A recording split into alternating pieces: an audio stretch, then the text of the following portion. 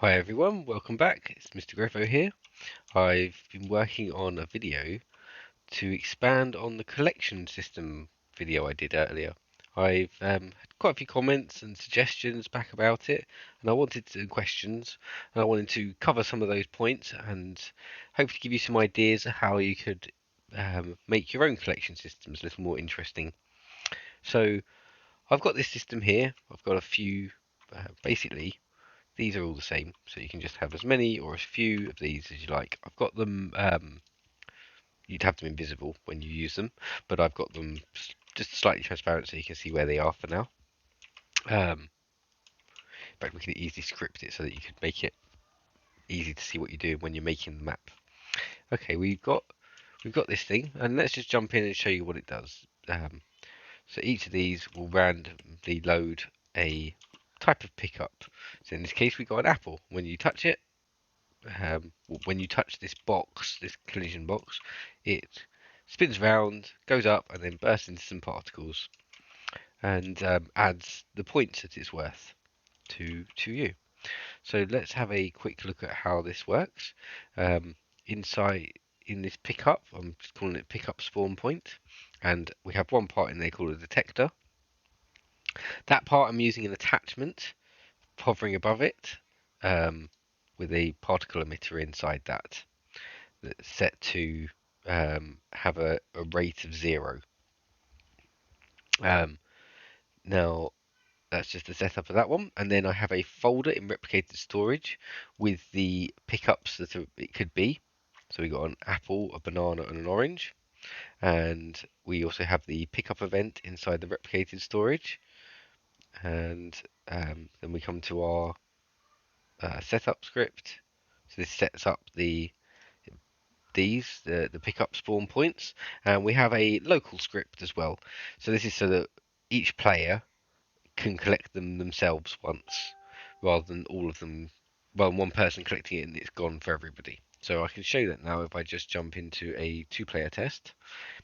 We'll see that when one person collects it, the other person doesn't see the animation and it's still there for them to collect. But the same player can't keep getting the same points, which is important. So let's get him looking at the apple, and let's bring this player over to collect it. As you can see, it's not being collected here, but it is being collected here. And we're not going to get more points running through the empty space. From his perspective, this has been collected. And let's jump onto this one, and we can show you that this one can still be collected as well. And ta-da! Now they get their point. Okay, let's clean that up. Best I'd also show you that you can expand it. We can just duplicate this and put it wherever. Let's add a whole bunch of them. Let's add up even more like that. There we go. Okay, now we've got a few of these. And the way it'll do it, it'll still also be random for. It'll be the same for everybody. So although it's random, um, each player it won't be randomly different for each player. It'll be random per server. Let's have a look at that. So, as you can see, we've got only 2 bananas, 3 oranges, and the rest are apples. And we can obviously fire these each time, no problem. And the tweens are running client side, which is very nice. It means they run a lot smoother, and they don't take up. You don't risk running out of resources on the server side and causing lag and problems in other areas. Let's have a look at the script now. Okay, let's first of all go to the setup script. Now, the way I'm doing the weighting, the probability of each, whether it's an apple, a banana, or an orange, is like this, and I can just easily change this so that they're different weightings. If I have all one for each one, then there's an equal chance of getting an apple, a banana, or an orange. If I wanted a lot more apples, I could make this 2. Now there's twice as much chance of getting an apple as there was before. No, there's not twice as much chance. There is a 50-50 chance because there's four in total, and there's two for this one. So this is a 50-50 chance, and this is a 1 in 4 chance, and this is a 1 in 4 chance. But if I change this to, say, 20, now this is a 20 in 22 chance, and this is a 1 in 22 chance, and this is a 1 in 22 chance. Does that make sense? But you can do whatever you like. I could have this be 500, and this be 10, or even 1. So like oranges are super rare. Bananas are what you're mostly going to get, and you could get the odd apple in there. Yeah, let's just do that for a second. Okay, the way this works, this is a bit higgledy-piggledy, but it's just the way it's come out. Um, let's jump down to here we go. We populate this table. So we have a blank table, and we basically run through this table, each entry in this table, and for whatever the value is, we add that many to this table, and then we just pick a random number from this table. And that way we get um, a very nice, easily made weighting system. There are other ways to do this, and some arguably better, but I quite like this because it gives you a lot of control. It's really easy to change on the fly and not worry about how how it's going to roll out in the rest of things. Um, let's look next through the script. Obviously, I get the services, collection service. We're going to need that because I use tags to get all of the pick up spawn points. That's why we can have as many or as few as we like. This has a tag on it. I I don't use a plugin because I'm weird like that. I just like to write a little script and then stick it in the command bar. So basically, I'm just saying local selected is the game selection get. So that this is this is a this is something you use in Studio. This is not for in the actual game. Dot selection is so if I've got this selected, then when this code runs from the command bar, then it will return this. But if I've got all of these selected, it will return a table with all of these. So basically, if I've only got one, it will return a table with just that one entry. So basically, it returns a table with all the things that are selected. And then I loop through that table and add the tag to it. Basically, just do game collection service, add tag, and then you can name it here. You can do just the same for remove tag as well. It's really nice and simple. And I just copy paste this, Control C, and then Control V it into the command bar here. Select the parts that I want, and then I would press enter. They've already got tags, so we're doing that right now. Okay, back to the script.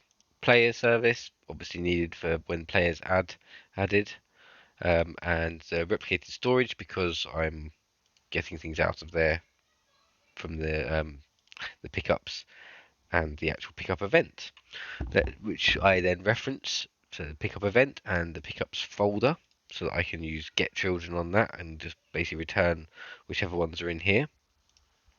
And the reason I do it that way is because this means we can just add more. Say I didn't have orange, I just stick orange into here, add a weighting on orange, otherwise it won't have a chance of showing up. And yeah, hey presto, let's say I wanted to add, I don't know, avocado. Wanted to have a chance of 3. This will want to be an integer, and then let's just duplicate this orange avocado. It's important that these are spelt the same as each other. That needs a comma. So when you're constructing a table like this, you got to have a comma between each thing because it's basically the same as if you had them in line like this. We're just laying it out in a way that you can easily read. That's the only difference there. So that's why doing it like this. Does make it nice and easy to read that way. Yeah, anyway, what I was saying, the avocado needs to be spelled exactly the same here. It's probably not going to look like an avocado, obviously, but if I make it green, now we can see the difference. Maybe make it a different, complete different green. There we go. Earth green. Seems rather avocado to me. If we press play, I'm sure there'll be an avocado. Oh, no, not with the weighting of like 500 on there. It's going to all be bananas. Okay, just like my kids. Okay, there we go. Let's bring this down to 5 and this down to 2. Avocados on 3. Yeah, that should give us a nice mix. And hey presto, we've got a new fruit added. Obviously, you'd add your own mesh or part or whatever you would want in there. I should point out that the points come from an attribute. I just set an attribute which I've called worth on each of the models. So, like I say again, you could just duplicate the model and of one that you've done before and stick your own mesh in there. Now, where are we at? Okay, so now we've made this table with the weights. We're going to use that to actually populate all those spawn points. So I've got it in a function just for ease of cleaning things up or manipulating this later. It doesn't actually need to be in a function. We could just run this because we're just doing it once at the beginning of the server. But I imagine that you wouldn't just want it like that. You'd want to occasionally refresh the spawns or maybe have them done in a different way, perhaps rounds or something. So I'd split it up into, I've made a function for it so that it can be called. Obviously, I'm just calling it straight up at the end there. Okay, so we get the pickup spawn points. We use the collection service and get tagged. And then we use the tag I put on them, pick up spawn point. Then we cycle through. This returns a table of all the parts that have this tag, and then we use a for loop to loop through each of this table that's been returned, and in that we give it an attribute of the pickup type, which we use the table that we populated here, and we say pickup type is basically going to be a math.random. So this picks a random number between the first argument and the second argument. And the first argument we've done 1, and the second argument is this hash symbol before a table name returns the number of entries in the table. So that way we easily get, if there's 500 here, it'll give you 506, and if it's 50, it'll be 56, and if it's 5, it'll be 11. Cool. So that's a very nice, easy way of selecting a random one out of a table. Pick up spawn point primary part dot touched. So basically, important to make sure you set your primary parts. You should just do that anyway. It does make things easier to work with. So the pickup spawn points, they have their primary part set to the detector. And it's a detector that's detecting whether it's been touched or not.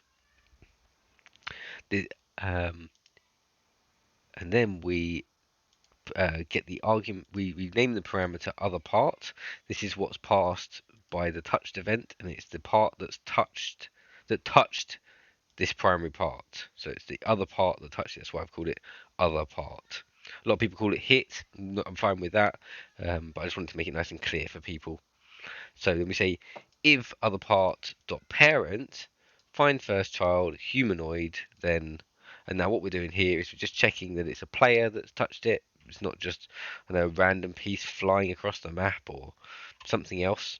We just so what we're doing is saying, because the thing that touched it, if it's a person player, it's going to be like, say, your left hand or right leg, and we want to get the parent of that, which is the character, and check inside that character if there's a humanoid and if there is, then we continue because it must be a player. Or no, it must be it must have a humanoid. Then we check whether it's actually a player. So we assign player, uh, we use the player service, get player from character, because obviously other part.parent is going to be the character if it's got this humanoid. So we get player from character, other part.parent, and then that should return us the player if it's a player. So then we say if it's not, it will just return nil, and this will go to else. Don't know what I'm saying. Not available. Don't actually need this in here. We don't need any of this. You could just do this, and it'll skip over it. So if it's not a player, it just ignores everything and carries on. Wait, what's going on here? Format that. I think that's better. Yeah, I don't know what I've done there. Okay. Um,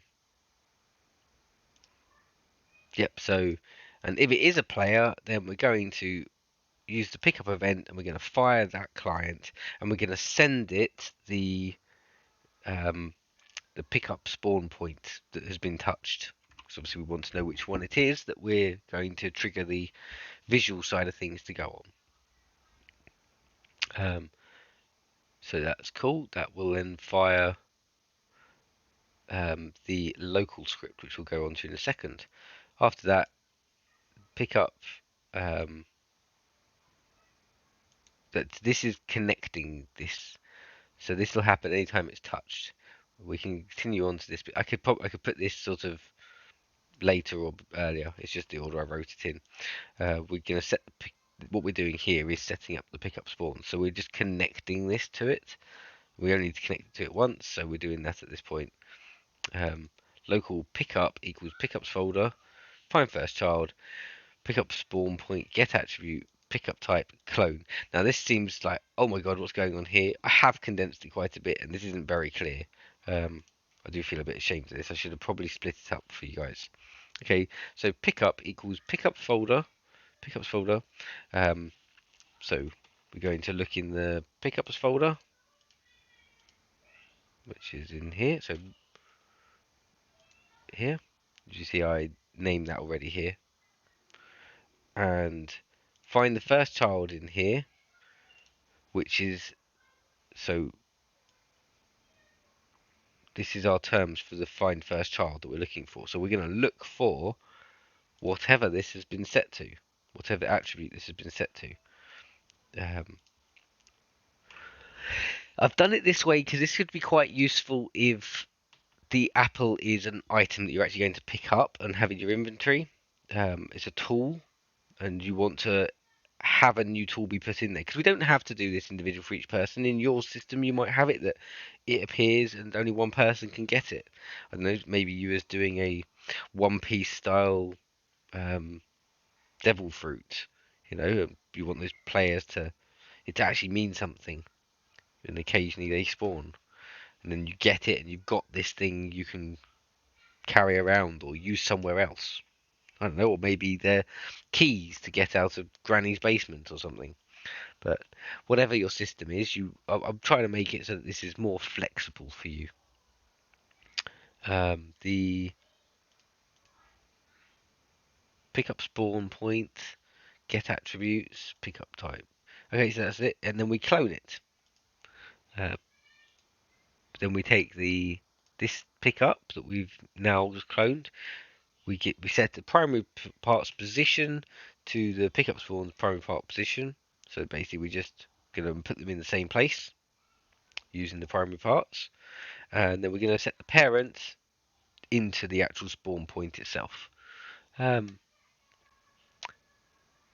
Yes, it does need to be inside the actual model of the pickup spawn point, and that will put it. Now we've populated our pickup spawn points with apples because it just keep looping through those till all the spawn points are done. Then a little one, just another little function to clear them. I was saying, in case you wanted to have a round system or occasionally refresh them, you don't want to like add duplicates of them. You don't want to end up with an apple, a pear, and a banana all in the same spot, or even worse, just continually getting hundreds of fruit there, slowing the game right down. So this, I don't use it, but you could clear the spawn, pick up spawns before you set them up. So this basically just has a we collect all the tagged pick up spawn points, and then we cycle through them in the same way that we do to set them up. Only this time we go through the children, and if its name isn't detector, because obviously in here is a detector, we don't want to clear that out of it. So we basically just loop through any children it has in it, in case somehow another child got added to it, and we destroy it if it's not a detector. And as simple as that. If you destroy it, that should remove any connected events. So the say you had the touch event directly on the fruit rather than on this detector. Um, yeah, no need to worry. Um, right, okay, let's look. Let's jump back. Oh, before I go on, I've just added a very simple using the leader stats to give myself some points. And now let's look at the local script. Um, in the local script, we get a couple of services, replicate storage, and the tween service. We reference the pickup event, and I set up some tween bits with a tween info that's basically just this is for spinning it, so pretty short and linear style. You don't have to put in all the parts of this table. It'll just set them to default if you don't do it. Um, so I think linear is the default, but I wanted to be sure, so I stuck that one in there. But if it's linear, certainly doesn't matter if it's in, out, or out. Then the next one is the rising tween, so this makes it go up into the air. Takes a bit longer, 2 seconds, and I'm using sign, and I'm using sign in, so it starts off at full speed and draws to a slow speed at the end. So it sort of slows down as it gets to the top. Um, right, that's all the setting up bits. Now we connect to the remote event. So the pickup event, on client event, connect this function with the pickup spawn point being handed to it. As you remember, we passed it the player and the pickup spawn point. The player automatically is used to say which player we're firing it on, and the next one comes through now as the first parameter.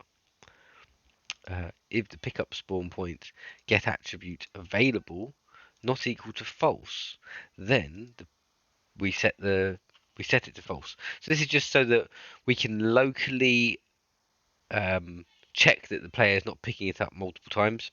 So basically, the very first time they pick it up, this is going to do that. And once that happens, nothing. Yep. So once you touch it locally, you set that one to false, and then it won't run again.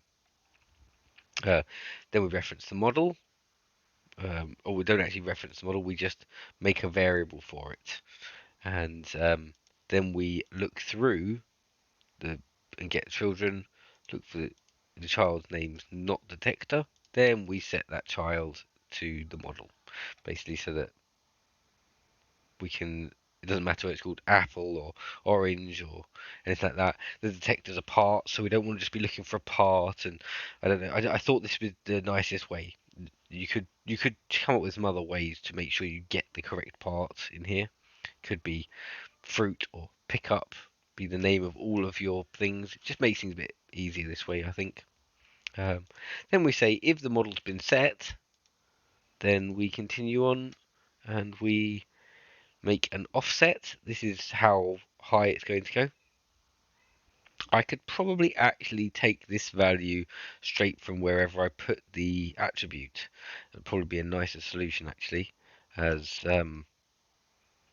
then if I play with this, it doesn't matter. We make a goal. This is the goal for it rising up, and I'm also including the size in that one. Doing times 3, you could just as easily do times 2 if that's too big for you, or times whatever you wanted, just to scale it up in size. And then I do the rising tween. You get the tween service, create, and I'm doing the thing that you're tweening. So in this case, that's the model's primary part, and we use this rising tween info and the goal that we just made here for it rising. Um, don't have to separate this out into an offset. You could just put this straight in, but I thought it was clearer to show you. Yep, we then play the tween, and this is now playing, but it doesn't wait for it to finish. So it goes on, and we go through 16 times, 1 to 16. We're going to do the spinning goal each time. We're going to make a new one. We're going to the goal's orientation to the orientation it is plus 180. So it should like keep spinning half the way around. If you do it all the way, it will just not move because it's basically in that place already. It only goes up to 360 and then resets. So by doing it 180, we say we want you to go up 180 in your orientation around the y-axis. We make the tween, so spin tween service, create the model primary part, and we use the info for spin, which is this one, the short one, that's linear, and then we use the goal. We play that, and then we connect to the completed event of the tween. So when the tween finishes, this event will fire, and we're basically just using wait on that. So this script just yields until it's finished that tween, and then it continues to loop again, do the next one, and just yields until it's finished the tween. Once they've all played, it goes on. Sets we reference the particle emitter in here. So just pick up spawn point, primary part, which is the detector, the attachment inside it, and the particle emitter inside that. Yeah, if you didn't know, you can put a particle emitter inside an attachment, and it makes it going to be a very nice, as tight a point as possible. Whereas normally, if you put a particle emitter in a part, it's going to emit the particles from an entire side of it. Which is quite a nice, handy thing to know if you want particles coming like a fountain out of a certain point. Um, Okay, what else do we look at? Oh yeah, and then I basically set the emitter's rate to 1,000. I'm not sure what the maximum amount is, um, but 1,000 definitely gives a nice effect with this. I set the parts, the model primary part, which will be the fruit, transparency to 1, so it disappears, and then we wait just a very short period of time. We're basically gonna emit a lot of particles in a very short space of time, so it's like a little explosion of particles. And then we set the emitter's rate back to 0. The reason we don't just create it and then destroy it is because the particles actually get destroyed too. When you destroy the particle emitter, the particles vanish along with it, which wouldn't give a very nice effect. We want those particles to sort of drift off. Well, I do anyway. Um, and then we fire the event again back to the server, you see. So we fire a server and this time we pass it the model. We pass it the fruit that we collected. Um, let's look in here. So what happens when that happens? It's quite simple, just a very little one. When that event fires on the server, it connects, you get the player and the model that's been passed to it, because it automatically passes the player when you fire server. So we get the player's leader stats, points, value, and we increment that by the worth attribute that's inside the model. Really straightforward, very nice. And